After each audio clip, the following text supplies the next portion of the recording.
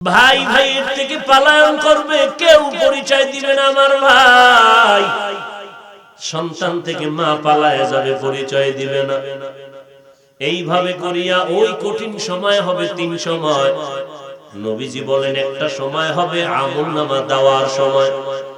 মানুষ তখন এত পাগল পারা হয়ে যাবে, চিৎকার মেরে কাঁদবে, চোখের পানি শেষ, রক্ত পড়া শুরু হয়ে যাবে। এত ভয়, আল্লাহ লাইনে দাঁড়াইয়া বলবে আমলনামা দেওয়া হবে, লাইনে দাঁড়াও। নেক আমলওয়ালার এক লাইনে দাঁড়াও, গুনাহগারের এক লাইনে দাঁড়াও। দুনিয়াতে নেককার গুনাহগার একসাথে ছিল, এক মসজিদে নামাজ পড়েছো, বাধা দেই নাই। আজকে আমি ইনসাফের বিচার করব, নেক আমলওয়ালা গুনাহগারেরা তোমরা আলাদা হও। ওয়ামতাজুল ইয়াওমা আইয়ুহাল মুজরিমুন, ও গুনাহগারেরা তোমরা আজকে নেককারদের থেকে আলাদা হয়ে যাও। আল্লাহর নবী বলেন ওই সময় মানুষগুলো পাগল পারা হয়ে কাঁদবেন।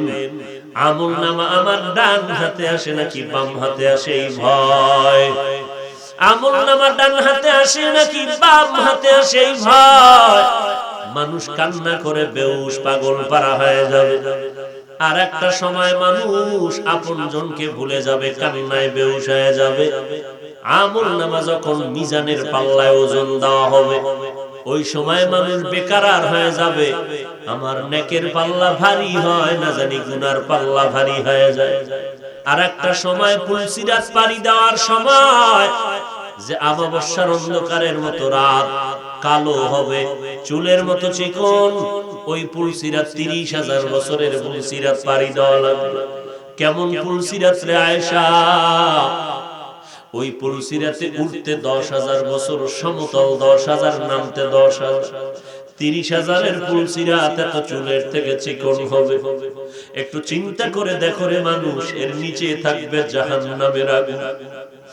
যারা গুনাহগার ওই পুলসিরাতের মাঝ দিয়ে পাড়ি দিবে, ওরা গুনার কারণে কেটে কেটে জাহান্নামে পড়ে যাবে, জাহান্নামের আগুনে পড়বে। বাঁচাও বাঁচাও বলে চিল্লাইলো সে, তখন আর কোনো আপনজন রে পাবে না। আর যারা নেক আমল নিয়ে যাবে, আল্লাহ তাদেরকে চোখের পলকে পুলসিরাত পার করায় জান্নাতের উপর নিয়ে যাবে।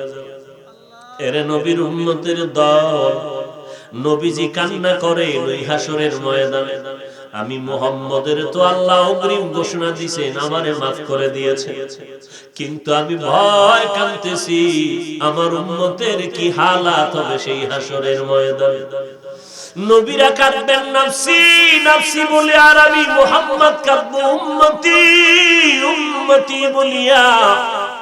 আমার উম্মতেরা জাহান্নামের আগুনে জ্বলবে, আমি মুহাম্মদ সহ্য করতে পারবো না রে আয়েশা, কারণ আমি উম্মতের বড় পাগল হয়ে আছি। মেরাজের রাতে আমার উম্মতের আমি ভুলি নাই।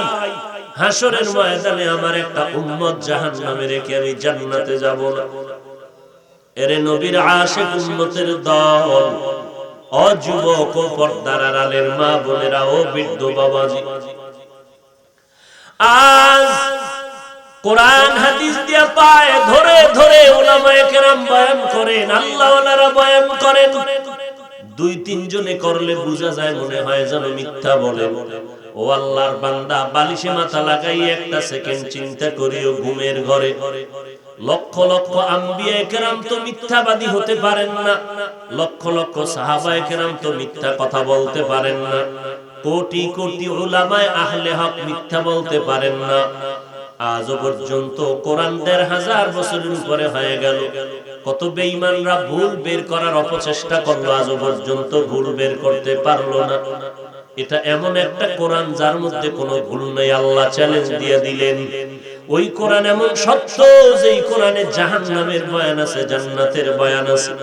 কারা জান্নাতে যাবে কারা জাহান্নামে যাবে আল্লাহ তাও বয়ান করে বলেছেন। জান্নাতটা কেমন আরামের ঘর, আর জাহান্নামটা কেমন ভয়ঙ্কর, এটাও আল্লাহ কোরআন শরীফের মধ্যে বিস্তারিত আলোচনা করেছেন। ও নবীর উম্মতের দল, আমরা তো নামাজ পড়ি, আসলে নামাজটা মানুষকে দেখানোর জন্য, নামাজ তো নামাজের মতোই পড়ি না। আমাদের আমল আখলাক শুধু মানুষের দেখানোর জন্য। কিন্তু যাদের আমল আমাদের জন্য আদর্শ, যাদেরকে আল্লাহ উম্মতের আদর্শ বানায় দিলেন, সমস্ত আম্বিয়া কেরাম, সাহাবায়ে কেরাম উম্মতের আদর্শ। আবু বকর, ওমর, ওসমান, আলী, নবী বলেন আবু বকরের আমলের পাল্লা এতটা ভারী হবে, সারা দুনিয়ার মানুষের পাল্লা আমল এক পাল্লায় দিল, আবু বকরের নেকের পাল্লা ভারী হয়ে যাবে। এত দামি আবু বকর, সেই আবু বকর জাহান্নামের ভয়, হাসরের ময়দানের কথা স্মরণ করে নামাজে দাঁড়াইয়া দাঁড়াইয়া চোখের পানি ছেড়ে কান্না করে। নবী বলেন আবু বকর আপনি কান্না করেন কেন? যে আবু বকর এত দামি, সারা দুনিয়ার মানুষের নেক আমলের থেকে আবু বকরের নেকের পাল্লা ভারী।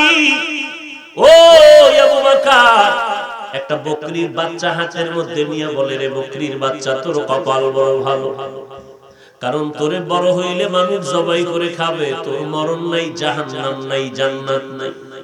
আর আমি বাবু আবু বকরের ভয়, কিয়ামতের ময়দানে যেদিন হাজির হব, কেউ আপন থাকবে না, সূর্য মাথার উপরে, পেছনে জাহান্নাম। আল্লাহ পাকের সামান্য সামনে, আল্লাহ পাকের কাহারিয়াত নামের সাইনবোর্ডের সামনে দাঁড়াইয়া হিসাব দেওয়া লাগবে। ওই সময় আল্লাহ যদি বলেন আবু বকর এত নিয়ামত আমি দান করলাম, আমার এই নিয়ামতের শুকর আদায়ার্থে কি করেছো? ও আল্লাহ, নামাজ পড়েছি, রোজা রাখেছি, পর্দা করছি, হালাল খেয়েছি রে আল্লাহ। আল্লাহ যদি বলে আবু বকর তোমার কোন আমল আমার পছন্দ হয় নাই, ওই সময় আল্লাহ অর্ডার করবে, রে জাহান্নামের ফেরেশতা এই বান্দার হাতে পায়ে হ্যান্ডকাপ লাগাইয়া জাহান্নামের দিকে নিয়ে যাও। ওই সময় আবু বকরের কি উপায় হবে? এই ভয়, আমি চোখের পানি ছেড়ে কান্না করতেছি। ও আল্লাহর গোলাম, এখনো সময় আছে তওবা করার। আল্লাহ বলেন এখনো যদি পারো হাসরের ময়দানে দাঁড়ানোর ভয়ে যদি তওবা করে গুনাহ থেকে নিজেরে বাঁচাও। মনে মনে আল্লাহকে ডাকো আর বলো, হে মালিক, আজকে চোখের সামনে কোরআন ওয়ালাদের এত সম্মান, দুশমনের মাঝেও তো আমরা কেন পেছনে আছি? আমি বলছি না তোমরা সবাই আমাদের মতো হুজুর হইয়া যাও, না না, চাকরি করো, ব্যবসা করো, লেখাপড়া করো, ও বান্দা ইসলাম নিষেধ করে না, কিন্তু নবীর তরিকা মতে 5 বেলার নামাজ পড়ো, নবীর সুন্নাত অনুযায়ী চলো, উলামায়ে কেরামের পরামর্শ নিয়ে নেক আমল করো। বলবেন এটা কেমন করে সম্ভব? একটু নজর করে দেখেন, আল্লাহ চক্ষু দিছে, আকল দিছে, একটু চিন্তা করে নজর দেন। স্কুল কলেজে পড়ুয়া কত ছাত্র, কত ছাত্রী নামাজি আছে না নাই? আপনার মতো যুবক গাড়ি চালায়, ড্রাইভারি করে, নামাজি দাড়িওয়ালার অভাব নাই। আপনার আকলকে, বিবেককে জিজ্ঞাসা করেন আপনি কেন পারেন না? আপনার আমার মতো যুবক শ্রমিকের কাজ করে, ড্রাইভারি করে, কৃষি কাজ করে, নামাজ ছাড়ে না, দাড়ি কাটে না, অভাব নাই। র‍্যাব, আর্মি, পুলিশ, বিডিআর এর চাকরি করে, দাড়িওয়ালা নামাজির অভাব নাই। আপনি কেন পারবেন না রে গোলাম? এখনো সময় আছে তওবা করার, আল্লাহর কাছে তওবা করেন। আমরা এখন রাতের বেলা বসে আছি, বৃষ্টি হলো সারাটা দিন, এরপরও কেন যেন গরম লাগে, ফ্যানের বাতাসেও ঠান্ডা হয় না। অথচ সূর্যটা দিনের বেলা ছিল, রাতের বেলা নাই। কিন্তু হাসরের ময়দানে সূর্যের গরম, জাহান্নামের আগুনের গরম, আজ একটা মশার কামড় সইতে পারি না, কবরে দুই পাশের মাটির চাপ কেমন করে সহ্য করব? ও আল্লাহর বান্দা, আল্লাহর মোহাব্বত নিয়ে একটু তওবা করে নাও, অন্তরকে বুঝাও রে মান। আমার মতো মানুষ যদি চাকরি করে, ব্যবসা করে, লেখাপড়া করে, নামাজ পড়ে, দাড়ি রাখে, আমি কেন পারবো না? আল্লাহর কাছে আজকে তওবা করে নাও, হে আল্লাহ, আমি গুনাহ নিয়ে ময়দানে আসছি, আর গুনাহ নিয়ে বাড়িতে যাব না। শয়তানের ধোঁকায় পড়ে কত অন্যায় করেছি, নামাজ পড়ি নাই, রোজা রাখি না, আলেম ওলামাদের বিরোধিতা করেছি, মা বাবার সাথে বেয়াদবি করেছি।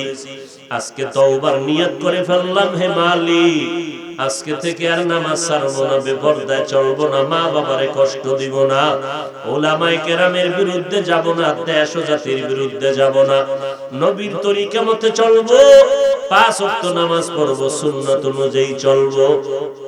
গলায় ছুরি আসলে মরে যাব, এই তওবা থেকে আর পিছনে যাব না।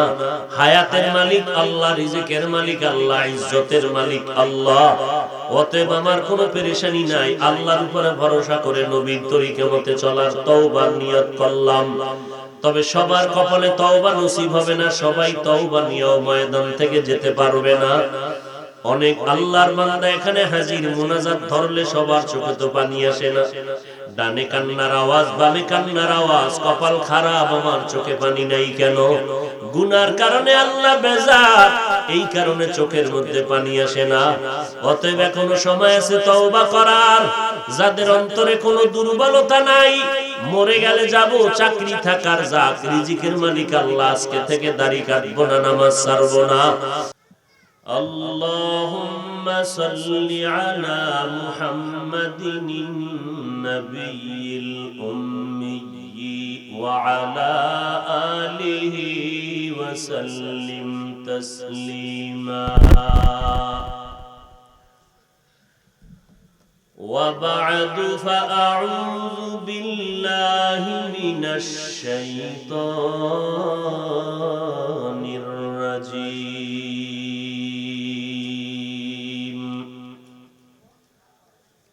بسم الله الرحمن الرحيم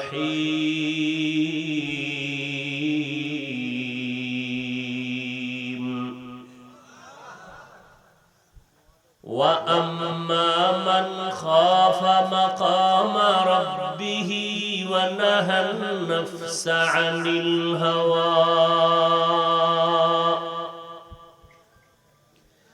فإن الجنة هي المأوى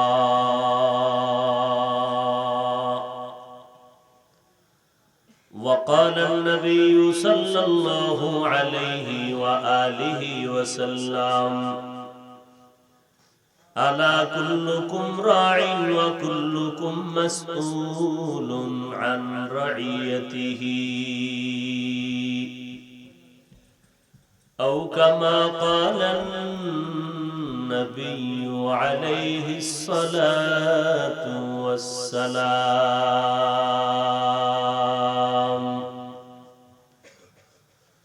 صدق الله مولانا العظيم وصدق رسوله النبي الأمي الكريم ونحن على ذلك من الشاهدين والشاكرين والذاكرين والحمد لله رب العالمين سبحانك لا علم لنا إلا ما علمتنا إنك أنت العليم الحكيم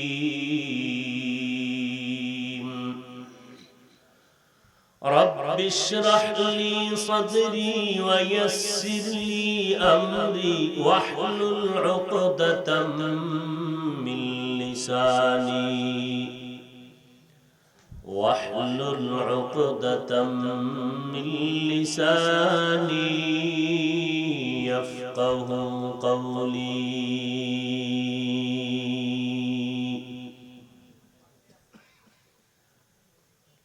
मैं दूर हूँ मजबूर हूँ ऐ सैयद आलम मैं दूर हूँ मजबूर हूँ ऐ सैयद आलम दीदार दिखाते नहीं आवाज सुना दो दीदार दिखाते नहीं आवाज सुना दो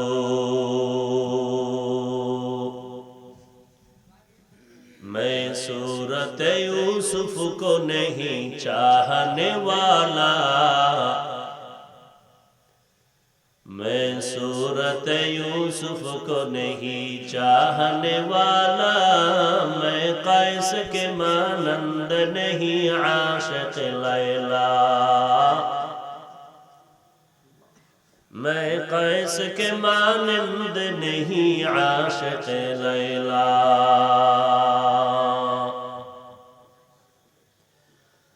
मैं आशिक मौला हूँ मेरा इश्क दवाना। मैं आशिक मौला हूँ मेरा इश्क दवाना। ई जुमला जहाँ जिसकी तजल्ली से उजाला। ई जुमला जहाँ जिसकी तजल्ली से उजाला।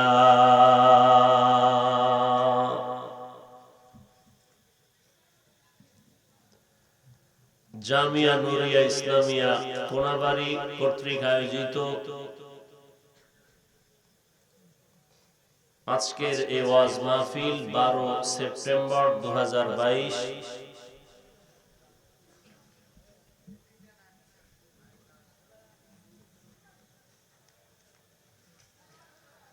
মহতি এ মাহফিলে উপস্থিত মুহতারাম সম্মানিত সভাপতি জনাব মোহাম্মদ আবুল কালাম আজাদ সাহেব,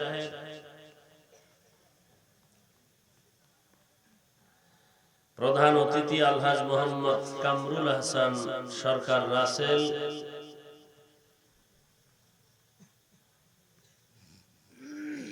অন্যান্য অতিথিবৃন্দ, আজকের এই সুন্দর বেহেশতের বাগানে আপনারা এতক্ষণ কোরআন সুন্নাহ ভিত্তিক যে আলোচনা শুনেছেন, আজকের এই প্রোগ্রামের প্রধান আলোচক হাজারো লাখো আলেমের উস্তাদ শাইখুল হাদিস পীরে কামেল আল্লামা মুফতি মিজানুর রহমান সাঈদ দামাত বারাকাতুহুম এবং আমার কলিজার মোহাব্বতের মুরব্বী নও মুসলিম মাওলানা শামসুল হক যশোরী সাহেব দামাত বারাকাতুহুম, আরো অনেক উলামায়ে কেরাম আপনাদের সামনে আলোচনা করেছেন। পরিশেষে আমি আপনাদের দোয়া নেওয়ার আশায় সংক্ষিপ্ত সময়ে কিছু কথা বলার নিয়তে কোরআনে হাকিমের এক আয়াতে কারীমা তিলাওয়াত করেছি। রাসূল আরবী সাল্লাল্লাহু আলাইহি ওয়া আলিহি ওয়াসাল্লামের অসংখ্য অমীয় বাণী হাদিস শরীফের মধ্য থেকে একটি হাদিস পড়েছি। আয়াত ও হাদিসের আলোকে ইখলাস ও রুহানিয়াতের সমন্বয়ে কিছু কথা বলার মতো, শুনবার মতো রব্বুল আলামিন আমাকে আপনাদের সবাইকে ধৈর্য ও তৌফিক দান করুন। ওয়া আম্মা মান খাফা মাকাম রাব্বিহি ওয়া নাহা আন-নাফসা আনিল হাওয়া। আল্লাহ বলেন, যারা আমি আল্লাহর আদালতে দাঁড়াইয়া হিসাব দেওয়ার ভয়ে নিজেকে গুনাহের থেকে বাঁচাইয়া রাখবে, ফাইন্নাল জান্নাতা হিয়াল মাওয়া, অতঃপর তাদের জন্য আমি আল্লাহ পাক শান্তির ঠিকানা নির্ধারণ করে রেখেছি, জান্নাতুল মাওয়া। নবীজি বলেন, আলা কুল্লুকুম রাইন ওয়া কুল্লুকুম মাসউলুন আন রাইয়াতিহি, সাবধান হে উম্মত, তোমরা প্রত্যেকেই দায়িত্বশীল। আল্লাহর দরবারে প্রত্যেককেই দায়িত্বের কারণে জবাবদিহিতার কাঠগড়ায় দাঁড়াতে হবে। সাহাবায়ে কেরামদের মধ্য থেকে কেউ রাসূলকে প্রশ্ন করলেন, হে আল্লাহর রাসূল, কে কি পরিমাণ কারো পরে কতটুকু দায়িত্বশীল?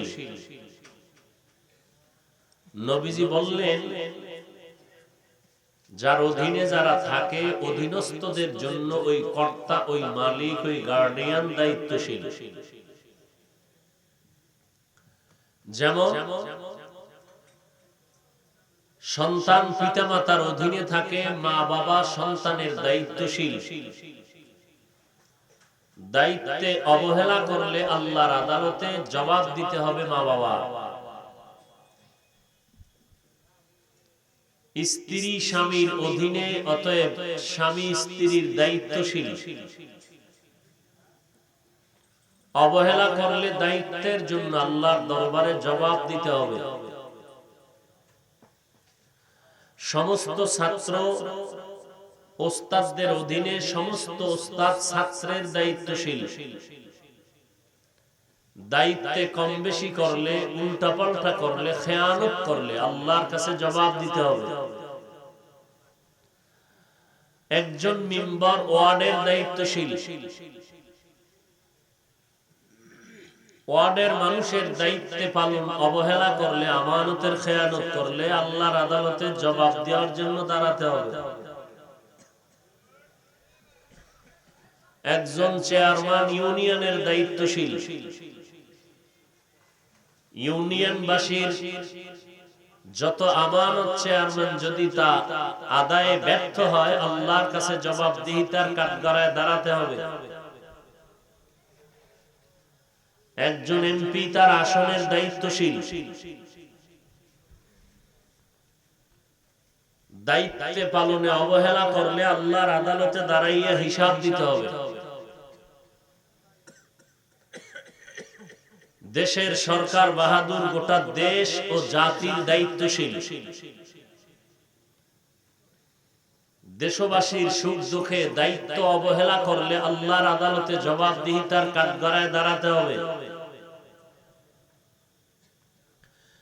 গোটা উম্মতের উলামায়ে আহলে হক দায়িত্বশীল।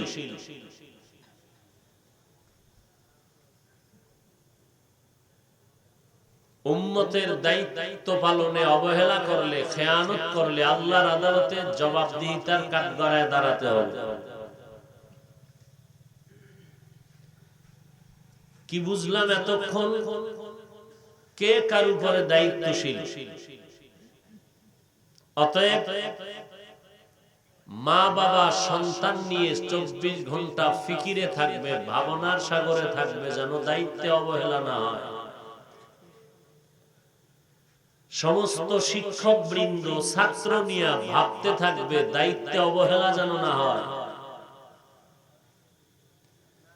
স্বামী বেচারা স্ত্রী নিয়ে ভাবতে থাকবে, দায়িত্ব পালনে অবহেলা যেন না হয়। মেম্বার সাহেব ওয়ার্ড নিয়ে ফিকিরে থাকবে, যেন ওয়ার্ডের দায়িত্ব পালনে অবহেলা না হয়।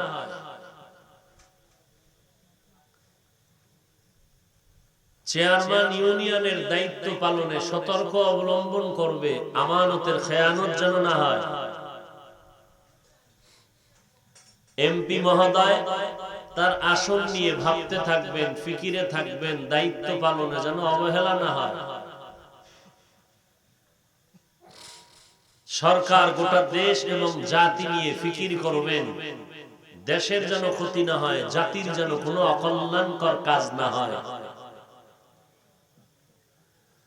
উলামায়ে আহলে হক উম্মত নিয়ে ফিকির করবেন, উম্মতের যেন কোনো দিক থেকে অকল্যাণ কোনো দিক না আসে, আমানতের খেয়ানত না হয়।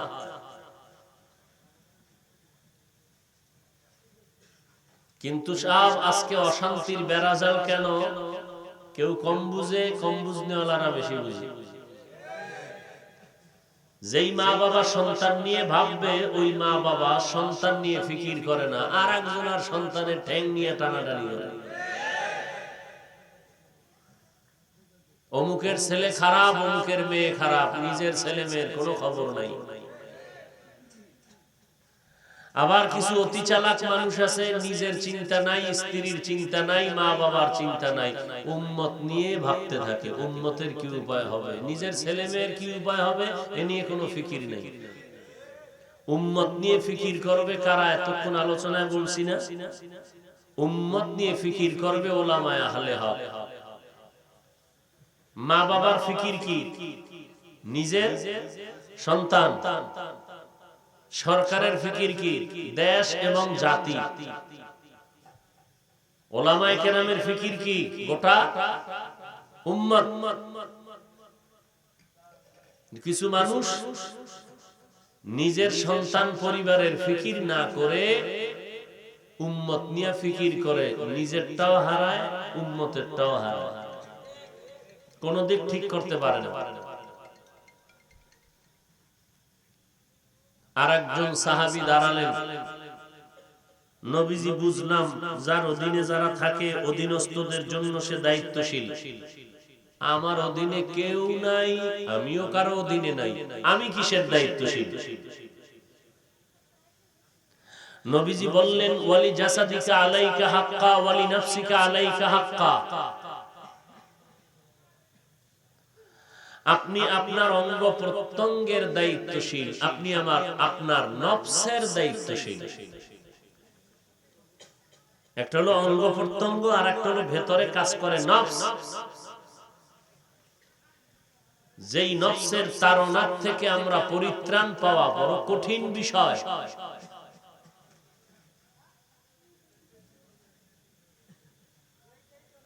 অঙ্গ প্রত্যঙ্গ কন্ট্রোল করার দায়িত্ব আমার, নফসকে কন্ট্রোল করার দায়িত্ব আমার। কিন্তু বিষয় হলো আমি পারি না কেন? আমি দুর্বল। আমার সৃষ্টিটাও দুর্বল, আমার চলাফেরা, খানা দানা, মেধা সব দুর্বল। যেই জমিনে বিচরণ করতেছি সেই জমিনের পরিবেশটাও দুর্বল। চোখ খুললেই শুধু গুনাহ আর গুনাহ আর গুনাহ। আর এখন চোখ খোলা লাগবে না।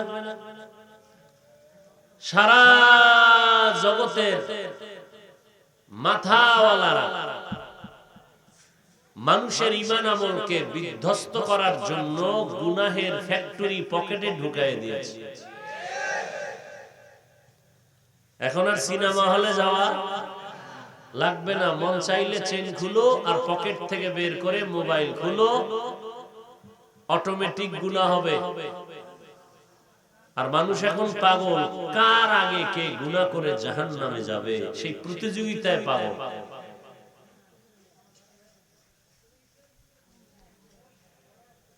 তাহলে দুনিয়ার পরিবেশ নাপাক,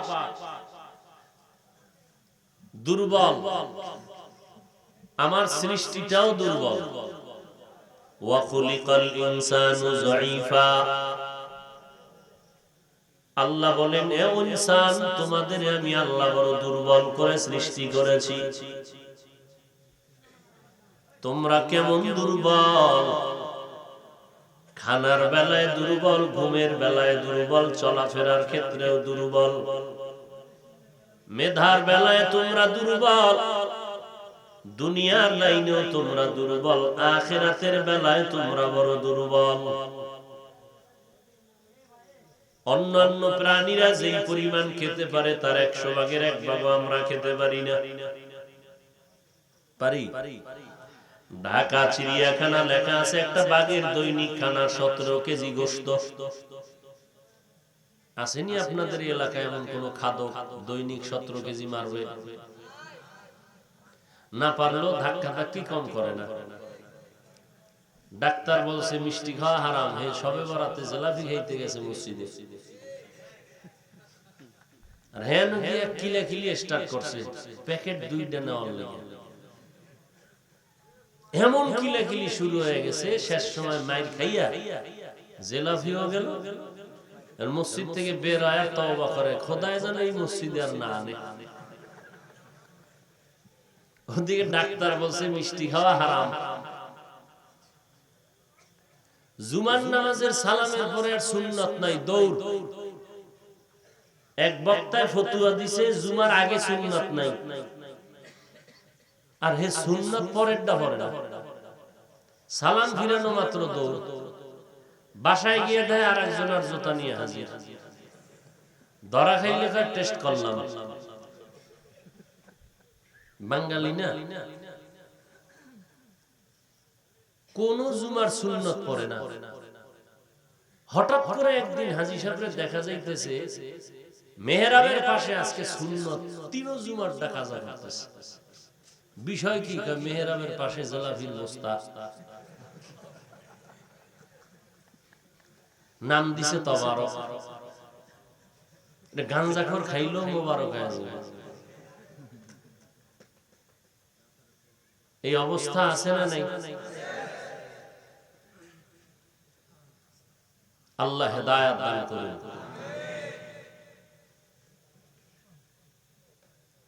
আমরা দুনিয়ার লাইনে সৃষ্টির ক্ষেত্রে দুর্বল, খানার ক্ষেত্রে দুর্বল, চলার ক্ষেত্রে দুর্বল। মানুষের হাতে বানানো জিনিসের কাছেও মানুষ দুর্বল। আল্লাহ পাকের বানানো ক্ষুদ্রতম একটা মাখলুক পিপিলিকার কাছে আমরা বড় দুর্বল। একটা পিপিলিকা যদি কানের ভিতরে দিয়ে ঘুমের মধ্যে মোটামুটি বিশ্রাম নেয়, ভিতরে গিয়া কেমন বিশ্রাম আপনার হবে টের পাইছেন নি? এসি মশারি দিয়ে মশা ঢুকিয়ে গেল, কিন্তু কানের বড় ছিদ্র দিয়ে মশা ঢুকে না। আমরা মশার কাছেও বড় দুর্বল, একটা দুধের গাভীর কাছেও আমরা দুর্বল। কিন্তু আল্লাহ সব মাখলুকতের বলছেন, খবরদার আমার বান্দা বড় দামি, বেয়াদবি করবি না। শক্তিশালীরা আমার বান্দার সামনে শক্তির প্রদর্শন করবি না। যে কারণে গরুটায় 20 কেজি দুধ দেয়, বাচ্চাটারে দাও না, সব টেনে টেনে তুমি ঘরে নিয়ে যাও। গরুটা একদিন রাগ করে নাই।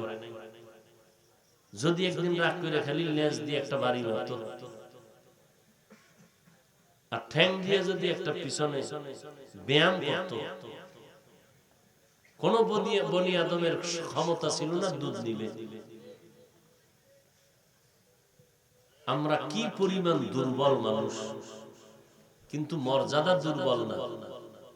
সারা পৃথিবীর মাখলুকাতের মধ্যে মানুষের মর্যাদা সর্বোচ্চ, শ্রেষ্ঠ মর্যাদা। এই তোমরা এরকম করো কেন?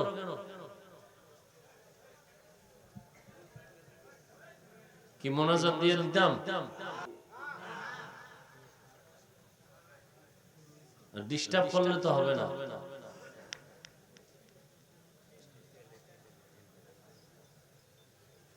কি আল্লাহ বৃষ্টি দিলে হলে ভালোই হতো। ও একটু বৃষ্টি ছিটা পড়ছে, এই জন্য এত ভয়। আল্লাহ হেদায়েত দান করেন। তাহলে আমরা সর্বদিক থেকে দুর্বল। এরপরে দুনিয়ার পরিবেশটাও দুর্বল। ঈমান নিয়ে মরব পরের কথা, বেঁচে থাকাই কঠিন। দেখেন মানুষের হাতে পায়ে দইরা টুপি উড়াইতে পারি না, আরেকজন কয় পাস করলে ছিঁড়ে ভালাই দাও, এটা মুসলমানের টুপি না। কি আছে না? মানুষের হাতে পায়ে ধরে কোরআন হাতে নিতে পারি না, কোরআনটা পড়ো, ধরো, দেখো, সওয়াব। আরেকজনে কয় অর্থ না জানলে এটা পড়ে কোনো লাভ নেই। এরকম বাতিল আছে না নাই?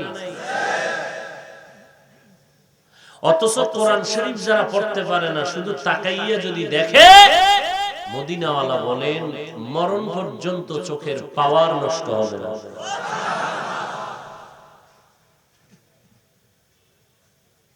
কত দামি কিতাব।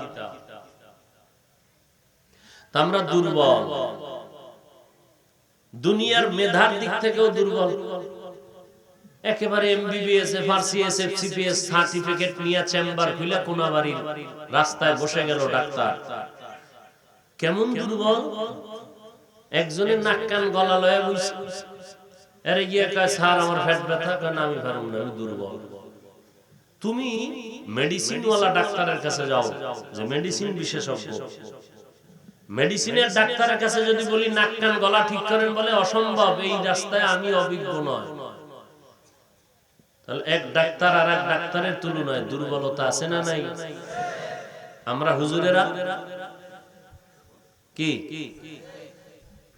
আমাকে যদি বলে হাফিজ ভাই 1.5 ঘন্টা বয়ান করলা, আধা ঘন্টা ফতুয়া দাও, বলবো মুফতি সাহেবের কাছে যাও। মুফতি সাহেব হাফিজ সাহেব 1.5 ঘন্টা বয়ান করছে, আপনার 2.5 ঘন্টা কয়টা? হাফিজের কাম আমি পারবো না, তুমি তার কাছে যাও। যারা কোরআন শরীফ পড়তে পারেন না, যারা পড়তে পারেন তাদের কাছে দুর্বল। যারা শুধু কোরআন পড়তে জানে, তরজমা জানে না, তরজমা জাননেওয়ালার কাছে বান্দা দুর্বল। এক বান্দা তরজমা জানে, ব্যাখ্যা জানে না, যারা ব্যাখ্যা জানে, তাফসীর জানে, তার কাছে বান্দা দুর্বল। এইভাবে আল্লাহ দুর্বলতা দিয়ে মানুষকে ব্যালেন্স করে দিলেন।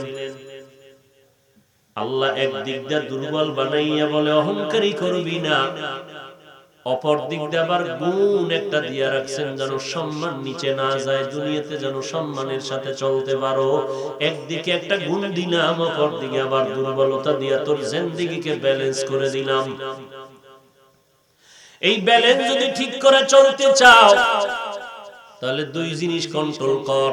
নিজের অঙ্গ প্রত্যঙ্গকে কন্ট্রোল কর, গুনাহ থেকে বাঁচাও, নিজের নফসটাকে গুনাহ থেকে বাঁচাও। আর এই 2 জিনিস যদি বাঁচাইতে চাও, একা একা পারবা না, কারণ তোমার জন্ম দুর্বল, মেধা দুর্বল, দুনিয়ার লাইনেও তুমি দুর্বল, আখিরাতের লাইনেও দুর্বল। দুনিয়ার পরিবেশটা না পাক, আবার পেছনে তোমার 3 দল শয়তান তোমারে পেছনে টানে জাহান্নামে নিবে। জিন শয়তান, মানুষ শয়তান, আর ভেতরে হলো নফস শয়তান। এতগুলো দুর্বলতার মধ্যে তুমি নিজেরে কন্ট্রোল করা আর তোমার নফসকে কন্ট্রোল করা, এটা অসম্ভব, একা একা পারবা না। কি দরকার? তোমার একজন সহযোগী দরকার। 1 নাম্বার, আমি আল্লাহর রহমতের দরজা খুলে সহযোগিতা করব, আর বাহ্যিক দৃষ্টিতে তোমার দুনিয়াতে সহযোগী দরকার। ওই সহযোগী দুনিয়ার কোন doctor, MBBS doctor, professor, engineer না। মরণ পর্যন্ত তোমার নফসকে কন্ট্রোল করার একজন দায়িত্বশীল আর সহযোগী তোমার আপন বন্ধু বানায় দিলাম। কিয়ামত পর্যন্ত ওই বন্ধু দল থাকবে, তাদের নাম হবে উলামায়ে আহলে হক। উলামায়ে আহলে হক।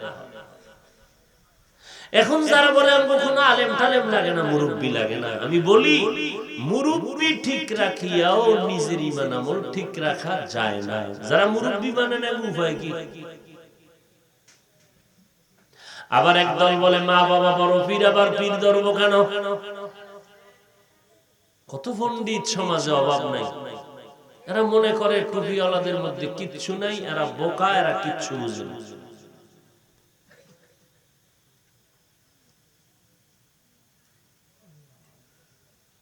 ওই লোকটা যদি বলে মা বাবা বড় পীর হয়, তাহলে আপনি যদি সন্তানের বড় পীর দাবি করেন যে আমি বড় পীর, তো সন্তান কি স্কুল কলেজে কেন পড়ান? আপনি সন্তানকে পড়াইয়া মানুষ বানাইতে পারেন না?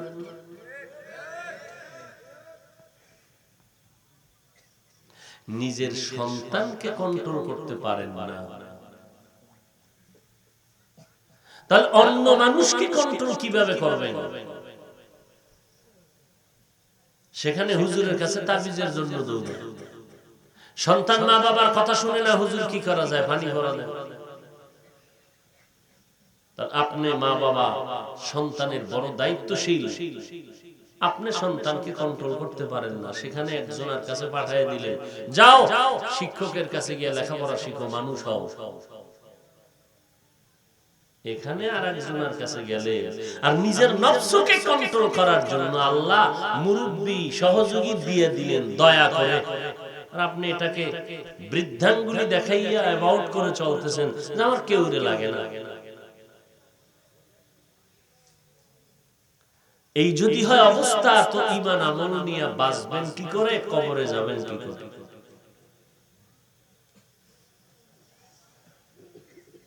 আমাদের এই জিনিসগুলো তৈরি করার জন্য, বুঝার জন্য, অন্তরে জায়গা দেওয়ার জন্য একটা মেডিসিন লাগবে। সে মেডিসিনের নাম আল্লাহর ভয়। এই আল্লাহর ভয় না থাকার কারণে কোনো বয়ান ভিতরে ঢুকে না। বয়ান শুনিয়েই রাস্তায় গিয়া গীবত শেখায়াত শুরু। وأما من خاف مقام ربه ونهى النفس عن الهوى فإن الجنة هي المأوى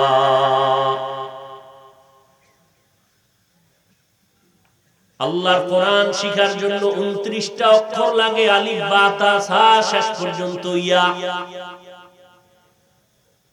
এখন কেউ যদি বলে আমি কারো কাছে গিয়া শিখবো না, বাংলায় অক্ষরগুলো লেখা আছে, আলিফ বা তা বাংলায় লেখা আছে, আছে না?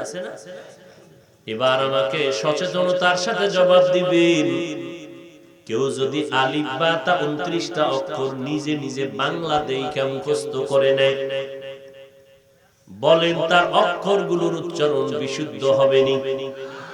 কোনদিন হবে? কিয়ামতের আগে হবে? হবে না। তাহলে 29টা অক্ষরকে শুদ্ধ করার জন্য কোন না কোন একজন উস্তাদ ধরতেই চাই, সে একজন মসজিদের মুয়াজ্জিন হোক, ইমাম হোক। 29টা অক্ষর শিখতে যদি উস্তাদ লাগে, তাহলে কোরআনের তাফসীর আর ফতোয়া শিখতে উস্তাদ লাগবে না, নিজে নিজে শিখবেন। এই চালাকি কে আপনাকে বুঝাইবে? আবার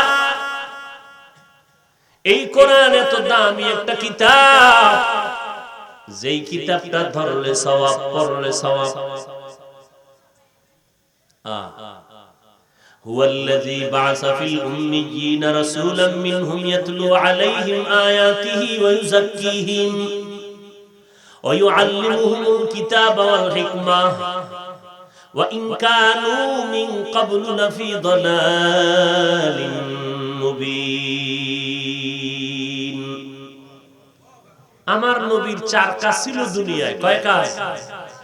আমার নবী 4 দায়িত্ব পালন করিয়া মানুষকে দ্বীনের পথে দাওয়াত দিতেন। 4 দায়িত্ব পালনের মাধ্যমে 1 নাম্বার দায়িত্ব আল্লাহর কোরআনের তেলাওয়াত।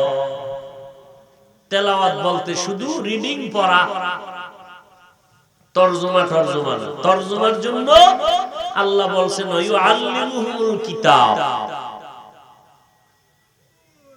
আর কেউ যদি বলে অর্থ না জেনে পড়লে লাভ নাই, এরাও ইসলামের ব্যানারওয়ালা, বন্ধুর ভেষে ইসলামের দুশমন। অথচ দেখেন কোরআন শরীফ কত মজা, পড়লেই অ্যাকশন শুরু। কেমন অ্যাকশন? আমি পড়তেছি, আপনি শুনতেছেন, আপনার ভিতরের মধ্যে আসর শুরু হয়ে গেছে, অ্যাকশন শুরু হয়ে গেছে। আমি শুধু পড়তেছি, আপনি কি শুনতেছেন? এতেই ভিতরে মায়া মোহাব্বত বাড়ে না কমে? সওয়াব আমি বান্দা পড়িয়া যেই সওয়াব পাই, আপনি শুনিয়া সেই সওয়াব পাবেন। পড়লে কত মজা, দিলের মধ্যে মজা আছে না নাই? বলেন আলহামদুলিল্লাহি রাব্বিল আলামিন আর রহমানির রহিম মালিক ইয়াউমিদ্দিন ইয়্যাকা না'বুদু ওয়া ইয়্যাকা নাস্তাঈন ইহদিনাস সিরাতাল মুস্তাকিম صراط الذين أنعمت عليهم غير المغضوب عليهم ولا الضالين।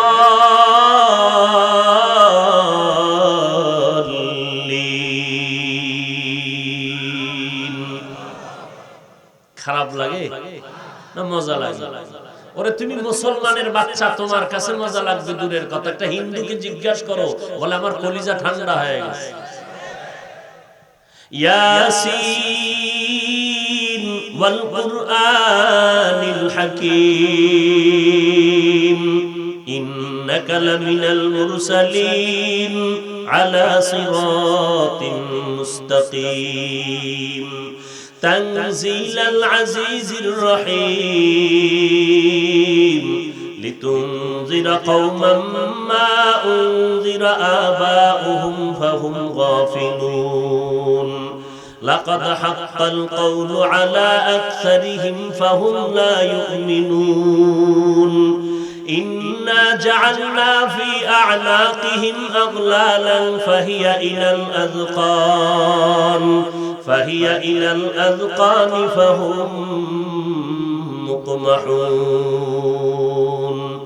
وجعلنا من بين أيديهم سدا ومن خلفهم سدا فأغشيناهم فهم لا يبصرون পৃথিবীতে আর একটা কবিতা বলেন যেটা পড়লে মজা লাগে আছে এই কালামে জিন্দা কুরআনে হাকীম হিকমতে উলা ইয়াজালসতু কদিম জামিউল ইলম ফিল কুরআনে হাকীম তাকাসারাত আনহু ওয়া ফাহামুর রিজালি বখা কুরআন কালামুল্লাহ বশনো কদিমাস্তি নইনো সারাটা দিন যে আবু জাহাল মক্কার অলিতে ঘুরে ঘুরে ঘুরে ঘুরে আব্দুল্লাহর সন্তান মুহাম্মদের বিরুদ্ধে কথা কয়, ওই আবু জাহাল রাতের অন্ধকারে মদিনাওয়ালা নবীর ঘরের কিনারায় গিয়া দাঁড়াইয়া আল্লাহর নবীর জবানে কোরআন তেলাওয়াত শুনে। চিন্তা করতে পারে আবু জাহাল, আবার ওদিকে উতবা সাইবা আবু লাহাব, এরাও গোপনে গিয়া মুহাম্মদের তেলাওয়াত শুনে। গোপন নাই, একদিন ওপেন হয়ে গেল। চেয়ারম্যান আবু জাহাল, ব্যাপার কি? মুহাম্মদের এত গালি দাও, আবার কেন কোরআন শুনো? বলে ঠিক আছে, ওয়াদা করলাম আজকে থেকে মুহাম্মদের জবানে তেলাওয়াত শুনবো না। সন্ধ্যা যখন ঘনিয়ে গেল, রাতের আধার, আবু জাহাল মনে মনে ভাবলো আজ ওয়াদা করেছে কেউ যাবে না, আমি যাই। আর একজনে চিন্তা করলো আজকে সবাই ওয়াদা করছে কেউ যাবে না, আমি যাই। এইভাবে গিয়া মুহাম্মদের ঘরের চারপাশে দাঁড়াইয়া গোপনে কোরআন শুনে সকালবেলা আবার দেখা। ও চেয়ারম্যান, তুমি আবার কেন আসছো? বলে কারো কাছে বলার উপায় নাই, মুহাম্মদের যত গালি দেই কিন্তু ওর জবানের তেলাওয়াত এত মজা পাই, এত সুন্দর আওয়াজ জমিনের মধ্যে আর কোথাও নাই।